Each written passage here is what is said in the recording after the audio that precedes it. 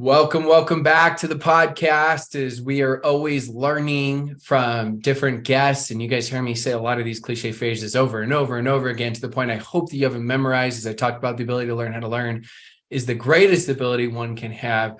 Our guest today, Jennifer, has been in the industry now, and I'll give you guys all her details, where you can find her and good stuff like that, but she's been in the industry for 28 years. Think about that. And I believe, if I got this right, she's been a six-figure earner for 18 years. Jennifer, is that right? 18 years? That's correct. Yep, 18 years. Geez, so you've seen it all, old school, new school. You've seen, pre-social media, faxing in information. You've done the old school meetings like I remember doing, even though I started in 2008, where I drove to a completely different state for 10 hours and one person showed up at a meeting and actually went to a completely different country, Argentina, and had 10 people there when they were supposed to be like 500 and all the good stuff as we go. So being in this industry for 18 years as a six-figure earner, being in this industry for 28 years, tell us a little bit, like, what's the difference of old school versus new school? And I know there's also some commonalities, and you've done a good job of trying to merge that, because I think a lot of people actually need a lot more of the old school than what they're getting. Some of these really important concepts and principles that are just so good.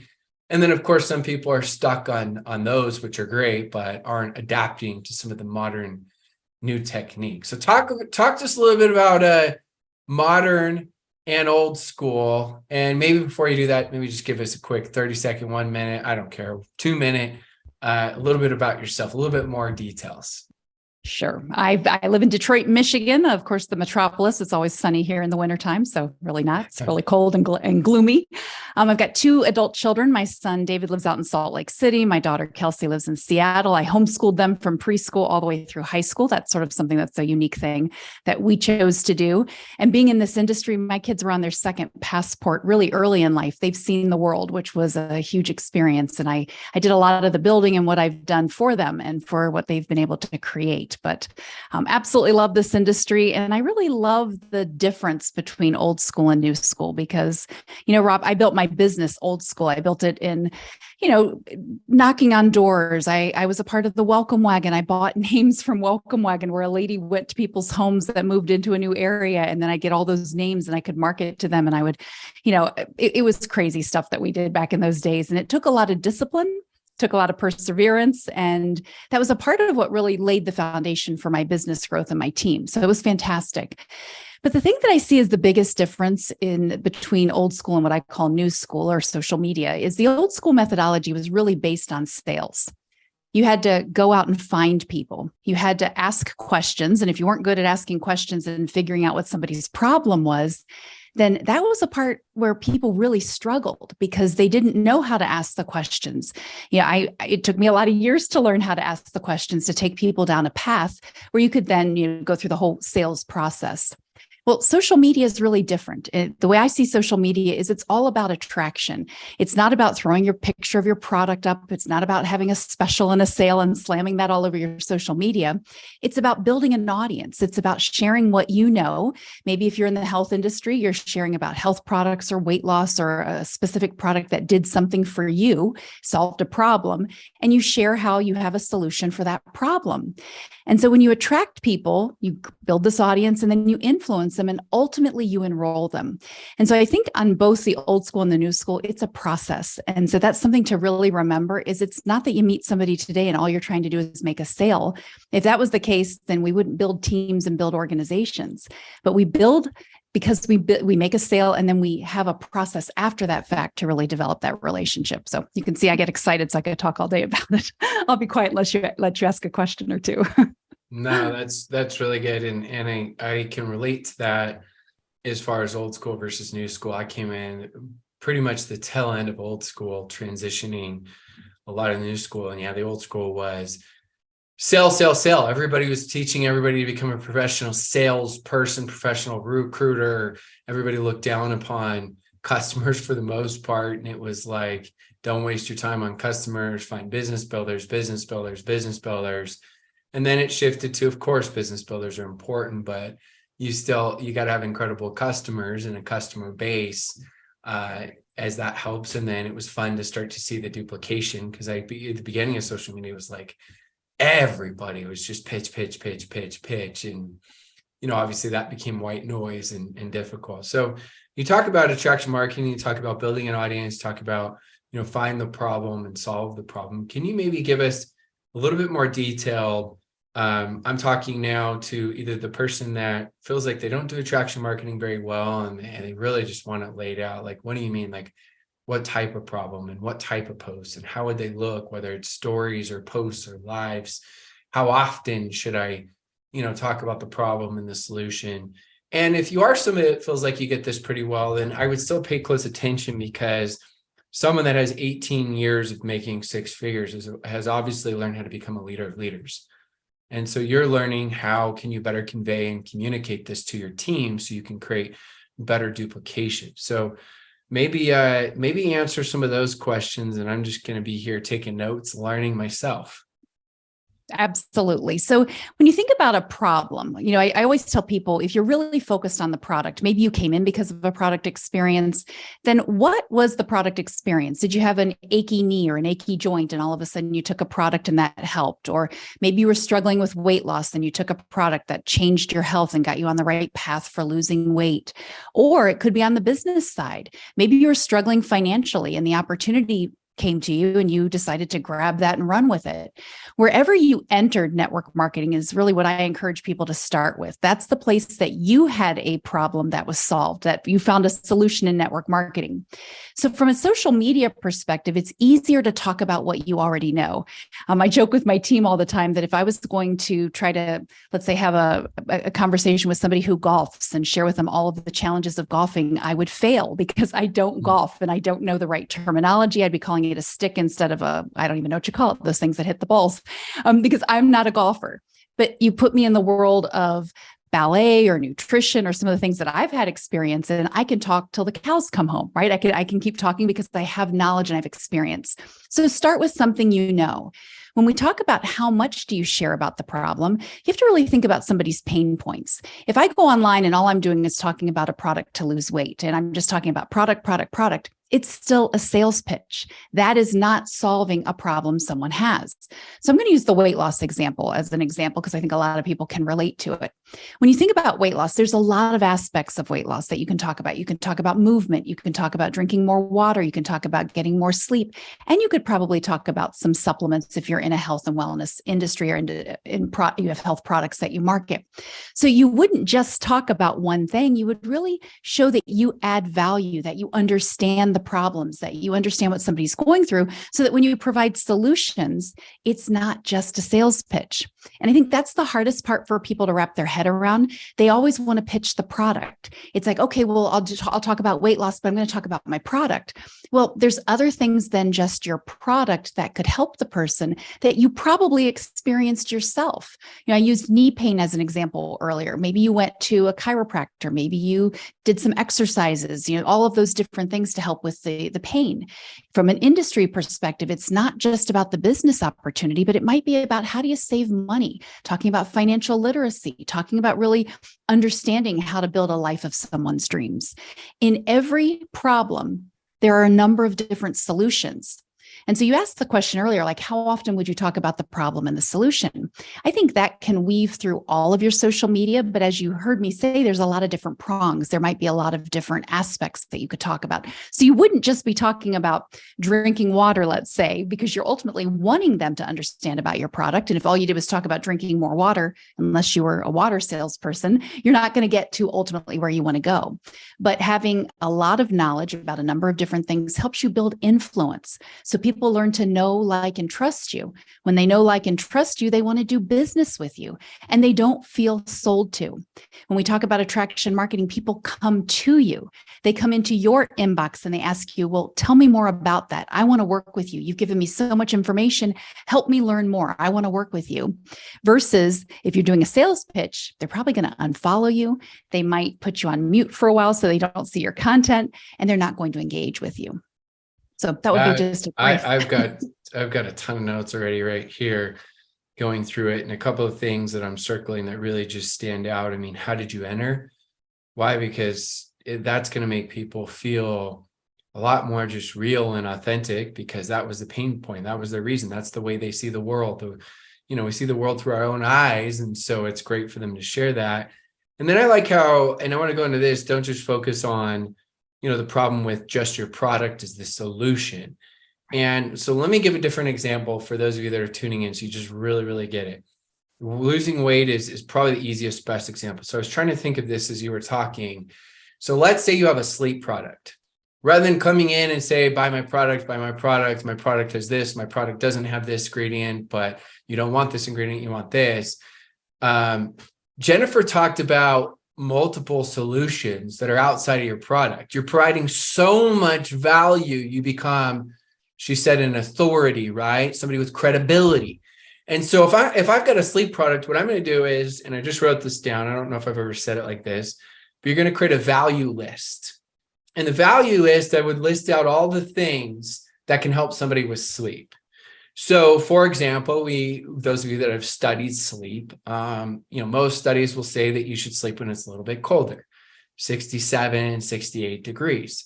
Most people say you should not be looking at screens or electronics, at least 30 minutes, but an hour before bed, right? Most people say you shouldn't be eating too late before bed. I mean, these are 3 different value posts already as I go. A lot of people buy, like for me, I own a Sleep 8, which is a mattress cover that monitors my sleep. Other people have like the little wrist bracelets or watches that monitor. This one actually regulates my temperature. I mean, see how you guys are already like, wait, what?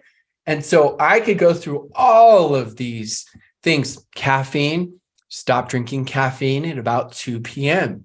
I have actually done a lot of research on this. So for me, if I had a sleep product, obviously I'm a coach on building, I could go out and I could sell that product because I would become an expert. And you're either an expert or reporter. If you're not the expert, that's okay.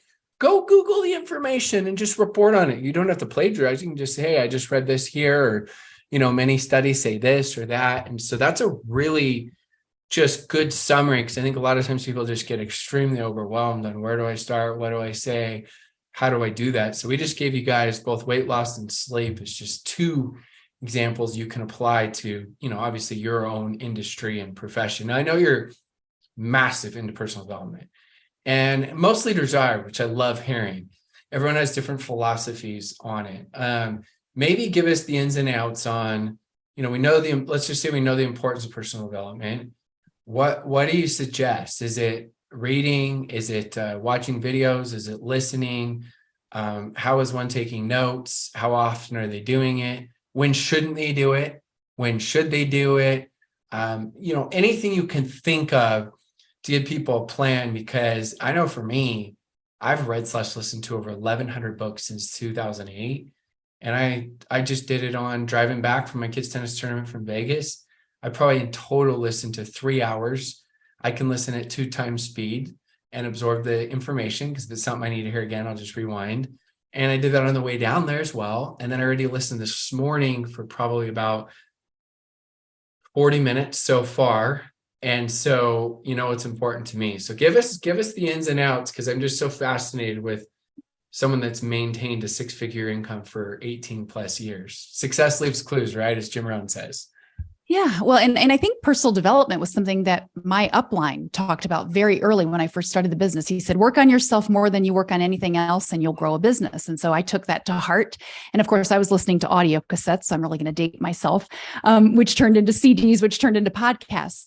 But I don't think, and this is going to come from my homeschooling experience, having homeschooled 2 kids that were very, very different learners, everybody learns differently. And so if somebody says to you, you have to read a book, and you're not a reader, that might be very frustrating for you, but maybe you can listen to it on an audiobook. You can listen to a podcast. There are so many ways to consume information.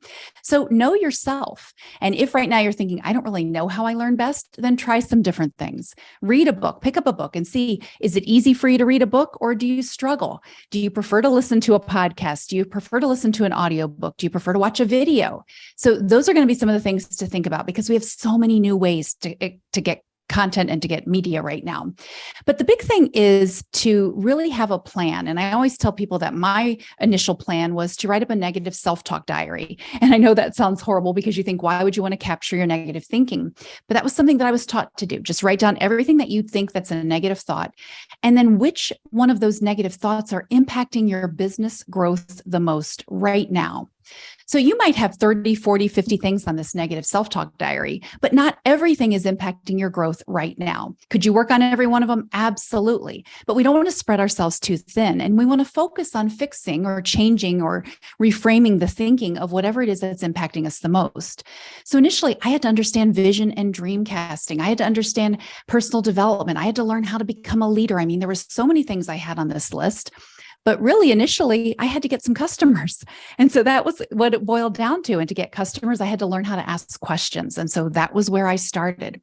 So when you do your negative self-talk diary, you pick out what is impacting you the most, what's holding you back the most, and then start working on that. I have a book club. We have a virtual book club for our team. And it's actually not just for our team, it's for anybody who wants to join. I'm a part of a lot of in-person networking organizations like BNI, Business Networkers International. I'm in a lot of online networking groups. I'm in a number of different masterminds. And so it's really available for anybody. But the point of it was to read consistently. Come together on a weekly basis, read books. We just finished Ray and Jessica Higdon's book, Time, Money, Freedom. We're getting ready to do Mel Robbins' book, The High Five Habit. But just being in an environment where you're discussing a book, and you can create your own book club. You can jump into other people's book clubs. People are listening to it on audio. They're reading it, whatever worked best for them. So having a place where you plug in consistently. My daughter journals. My daughter is 27 years old and she learned from me journaling, and she probably goes through 3, 4, 5 journals a week. I know that sounds crazy, but she writes down all of her thoughts. She processes it, and she is so emotionally mature. I'm just so proud of the woman she's become because of that activity. That one activity, I think, has really changed her life. So there isn't one thing, Rob, that I think is really the key for personal development, but you have to figure out what works for you. I always like to, it's a balance of relearning things that you knew that you make a focus again because they're moved up the priority list of importance, and then also learning new things. And, I haven't heard that. Write down all of your negative self-talk diary. And I like that because you said which one's impacting you the most negatively. Because now I always talk about learning with intent, and this actually gives you a massive purpose. So for you, you realize that, you need to learn how to ask better questions as you were starting out. So you started listening with that intent and that theme and seeking out answers for that specific problem, right, that you had. And so, for all of you, you can do that. You've got so many things you feel like you need to learn, but that can be overwhelming. That's like a room that's so messy, it's going to take you a month to clean up, and you don't even know where to start, or the kitchen or wherever, or office and their garage. And so, this helps you to narrow that focus on a specific small area, maybe in the garage, to clean up. And so I really like that. That's something that's brand new for me that I'm going to use. My goal is to give you credit at least 3 times. So if you hear me after that, not give you credit, just call me out on it. Do my best, right? We forget I've got all this information stored from all these different places. I'm like, I think I learned that there, this there, that there. Right. I fine-tuned or altered there as we go. I know you're also big, and you made a quick mention of it. Tell us a little bit more. What's dreamcasting, and how can one do that? Oh my goodness. I think building the dream is probably one of the most important things that we teach as leaders to our team. Without a dream, without a focus, without a direction, people aren't going to go where they think they're going. And it's so easy. We've been in a world, I think, of dream stealers. I think about kids going to school, and, you go into school and you want to be the ballerina or the football player, and people start telling you, no, you can't do that. So, get the good job or get the good education to get the good job, which then ties you down for years. And I don't need to spend a lot of time on that piece. But our job, in my opinion, is to help people build that dream again, design the perfect life, really decide what they want to do with their time. And I'm not talking about just vacation, because it's so easy to say, well, I want to sit on a beach with a, frou-frou drink in my hand and have my feet in the sand. I'm talking about really day in and day out living. What time do you want to wake up? Do you want to work out first? Do you want to do some personal development? How does your business fit into that? Are you going to be working every single day, 30, 40 hours a week? Are you going to be working 15, 20 hours a week? What are you trying to create? What type of a lifestyle do you want to live? And I'll just give you a quick example. This past month, my daughter moved. And so I was able to pack up and go out to Seattle and help her move. I just had the time freedom, the income freedom. I was able to build my business from my phone. I did a couple of calls while I was out there, but I was able to just pick up and go help her move. She lives out in Seattle. My son lives in Salt Lake. This weekend, I went out to Salt Lake just to have a quick Thanksgiving dinner with him because I wasn't going to be with him on Thanksgiving. So having the time freedom and the income freedom is huge for me to be able to have life experiences with my kids. They live far away, and it means a lot to me to be with them. So that's part of what I've built into my life, is to be able to have that flexibility. And that's part of what I love about this industry. But it took time to write down on paper, how did I want to live my life? What did I want to do day in and day out? And I think that is a big part of dreamcasting that we forget. We think about the really big dreams, what type of house do you want and the car you want to drive? But really, we're going to live life day in and day out. And what do we want that to look like? And when we can help people wrap their head around it, it really becomes a powerful driving force for them to do the activities they need to do to get their business to the level to be able to create that life. It's such a simple question, but what do you really want? Yeah. And, I remember hearing from very successful $1 million mentors that they'd been to different events, and they talked about, map out your perfect day. And I've done that. And since then, I've actually altered it, and everyone's got to figure out what helps them more. But I realized whatever my perfect day is, I don't want to have that same day every day. So I started looking at what does my perfect month look like, perfect week, right? Perfect quarter. And even perfect year, because there's different seasons for me on, for you, when you've got different things for kids and holidays, right? And different trips. And so for me, I know when I'm going to work a little bit more. I know that I'm going to coach my son and daughter's high school tennis teams. So I know, almost 6 months the year, that's a different time where, more time, 25 hours a week is dedicated to that. So I push trying to get a lot of my events done right before and right after. This last year, I spoke at several events during the tennis season, but I asked them if I could fly in on a Saturday, and they said yes. And so, I didn't miss anything. And so as you really map out what you want, then your brain's going to start to dial in and focus on how you can actually get that and achieve that. But most people don't get what they want because they don't even know what they really want. They haven't mapped that out. And so going back to those basics and doing those things can make a tremendous difference. And if you're doing them, great. Are you teaching your teams?